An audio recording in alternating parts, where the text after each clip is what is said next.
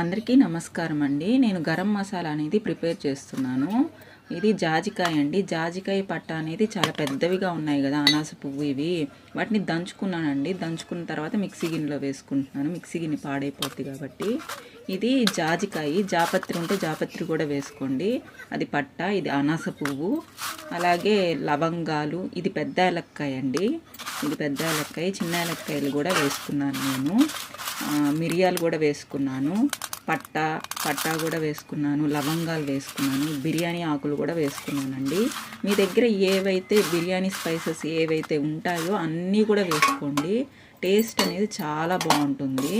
వాటన్నిటిని వేసుకునేసి ఇలా వేయించుకున్నానండి. ఫ్రై చేసుకున్నాను. మరీ ఎక్కువ ఫ్రై చేసుకోకూడదు, లైట్గా ఫ్రై చేసుకోవాలి.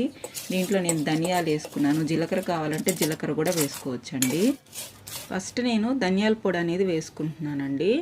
అదే మిక్సీ గిన్నెలో తర్వాత గరం మసాలా అనేది వేసుకుంటాను. ఫస్ట్ ధనియాల పొడి వేసేసుకుంటున్నాను.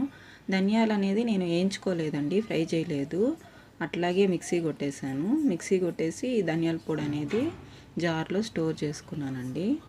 ఇవి ఐస్ క్రీమ్ సీసాలండి. ఈ ఐస్ క్రీమ్ సీసాలని నేను ఈ విధంగా యూస్ చేసుకుంటున్నాను. పొళ్ళన్నీ వేసుకుంటున్నానండి. ధనియాల పొడి ఇలాగా ఆ సీసాలో తీసుకునేసాను. ఇప్పుడు అదే మిక్సీ గిన్నెలో గరం మసాలా అనేది వేసుకుంటున్నానండి. గరం మసాలా వేసుకునేటప్పుడు చాలా జాగ్రత్తగా వేసుకోవాలి.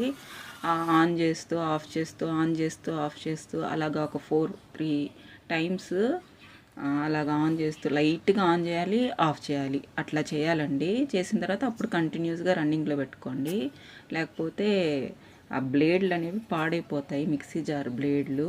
ఇలాగ మెత్తగా పౌడర్ చేసుకునేసి దాన్ని కూడా ఇలా స్టోర్ చేసుకున్నానండి సీసాల్లో.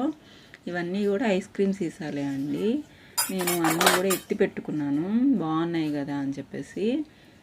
ధనియాల పొడి, గరం మసాలా. ఇది వచ్చేసి వాము ఉంది కదా, ఆ వాము, నెక్స్ట్ జీలకర్ర పొడి చేసుకున్నాను. ఈ వాము పొడి అనేది నేను బజ్జీలు ప్రిపేర్ చేస్తాను కదా, అరటికాయ బజ్జీ, మిరపకాయ బజ్జీ, ఆలు బజ్జీ, వాటిల్లో ఇది కొంచెం వేసుకుంటానండి. టేస్ట్ కూడా చాలా బాగుంటుంది, డైజెషన్కి కూడా మంచిగా ఉపయోగపడుతుంది. సో అందుకని నేను ఈ విధంగా స్టోర్ చేసుకున్నాను. మొన్న పొటాటో వీడియో ఒకటి పెట్టాను కదా, పొటాటో బజ్జీ, అప్పుడు స్టోర్ చేసుకున్నానండి. ఇది మిక్సీ కొట్టుకొనేసి చిన్న చిన్న జార్లు బాగున్నాయి కదా. వాము అనేది నేను ఫ్రై చేసుకోలేదండి, ఎంచలేదు, అలాగే పొడి చేసుకున్నాను. వాము, జీలకర్ర అండి. ఇది నెయ్యి అండి. నెయ్యి పెద్ద గిన్నెలో స్టోర్ చేసుకునేసి నేను ఫ్రిడ్జ్లో పెట్టుకుంటాను. అది కూడా కావాల్సినంత నెయ్యి తీసుకునేసి అలా జార్లో పెట్టుకున్నానండి. ఇది కిచెన్లోనే ఉంటుంది. వీడియోని చివరి వరకు చూసినందుకు ధన్యవాదాలు.